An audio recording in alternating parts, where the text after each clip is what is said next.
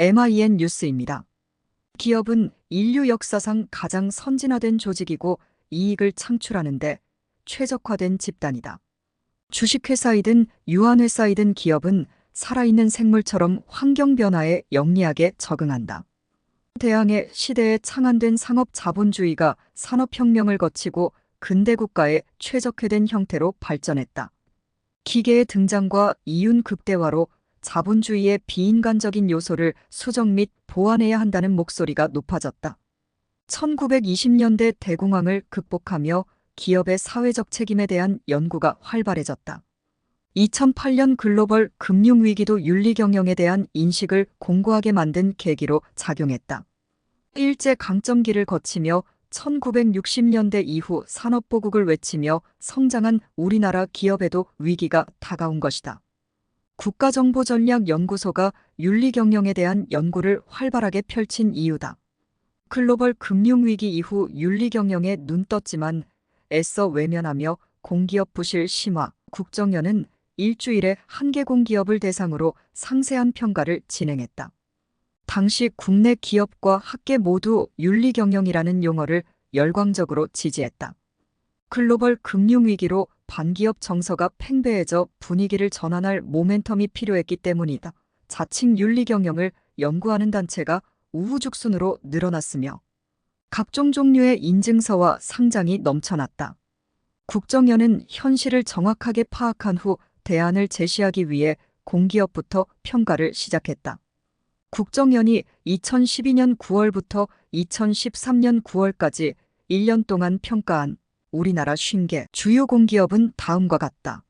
순서대로 보면 한국전력, 한국수자원공사, 코레일, 예금보험공사, 캠코, 신용보증기금, 한국정책금융공사, 한국무역보험공사, 한국투자공사, 국민연금관리공단, 국민건강보험공단, 군인공제회, LH공사, 한국도조공사, 대한섬유공사, 대한지적공사, 한국가스공사, 지역난방공사, 농수산물유통공사, 대한무역투자진흥공사, 농어촌공사, 한국마사회, 한국조폐공사, 대한주택보증, 한국공항공사, 인천국제공항공사, 한국감정원, 한국관광공사, 예술의전당, 한국장학재단, 한국국제협력단, 근로복지공단, 한국산업단지공단, 중소기업진흥공단, 에너지관리공단, 가스안전공사, 무역협회, 국립공원관리공단, 여수광양한만공사, 한국거래소, 증권예탁원, 코스콤, 석탄공사 등이다. 50개 공기업의 윤리경영 현황을 평가한 결과는 놀라웠다. 대부분의 기관이 낙제점을 벗어나지 못했으며 윤리경영을 할 의지조차 없는 공기업이 다수를 차지했다.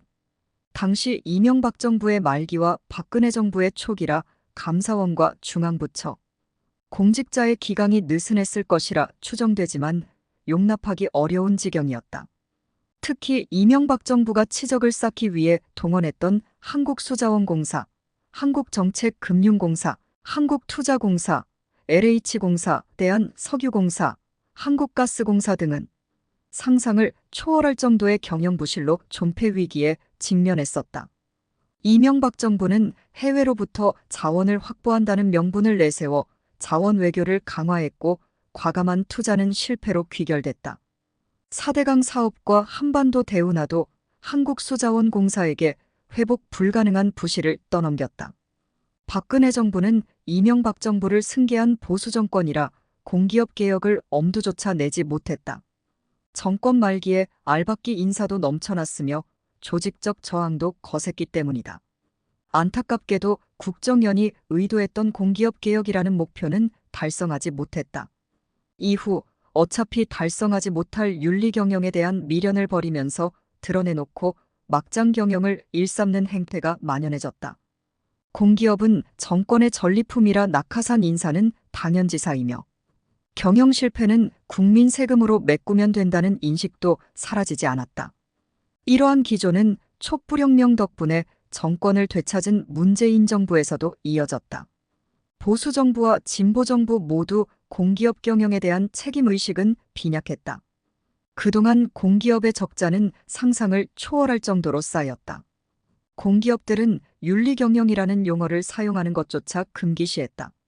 2부에서 계속됩니다. 오늘도 즐겁고 행복한 하루 보내시기 바라며 구독과 좋아요 부탁드립니다.